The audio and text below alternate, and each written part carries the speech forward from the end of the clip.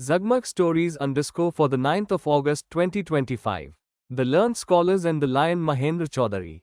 Once, in a small village, lived four friends who had grown up together. Three of them were great scholars who had spent their lives with their noses buried in books, mastering ancient texts and complex sciences. The fourth friend was not a scholar. He had no degrees and had read few books, but he had something else, a wealth of common sense.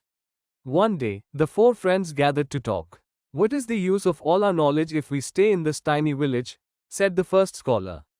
"We must travel to distant lands and use our learning to earn fame and fortune." "I agree," said the second. "Our wisdom is too great to be wasted here." And so, they packed their bags with food and clothes and set off on a great journey. As they walked along a dusty road, the first scholar, who had been thinking for some time, suddenly stopped.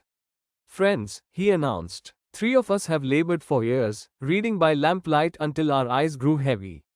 We are going into the world to be rewarded for our efforts. But our fourth friend here has done no such thing. He has no learning to offer. Why should he share in the riches we are bound to earn?"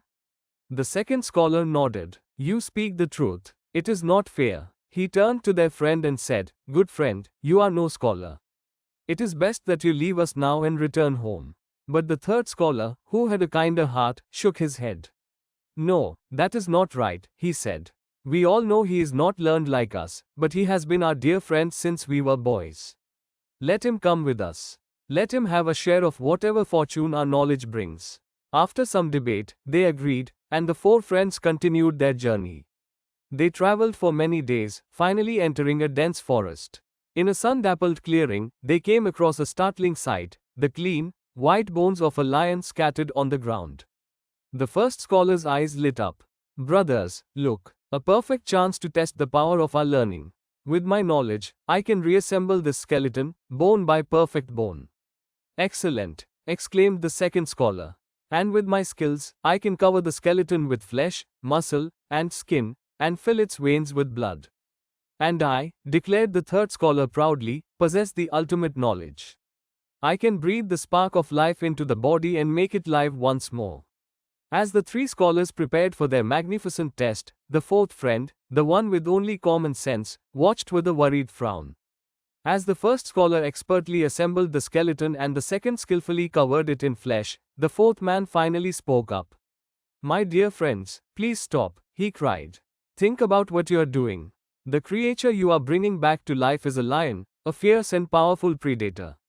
If you succeed, it will surely turn on us and kill us all." The third scholar, busy preparing his final incantations, scoffed at him. "Silence, you simple man. What good is knowledge if it is never used? I beg you, think again," pleaded the friend. "But if your minds are made up, at least wait until I have climbed to safety in that tree." The scholars paid him no more attention. The fourth man quickly scrambled up the trunk of a tall tree and settled himself among the high branches. Down below, the third scholar stepped back from the lifeless body of the lion, his face glowing with triumph.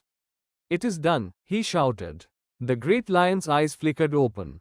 It stretched its powerful limbs and shook its magnificent mane. Then, with a deafening roar, it sprang upon the three learned men and killed them in an instant. High up in his perch, the fourth man, who had never studied books, waited until the great beast had vanished back into the forest. Then, he carefully climbed down and, alone, began the long, quiet walk back to his village.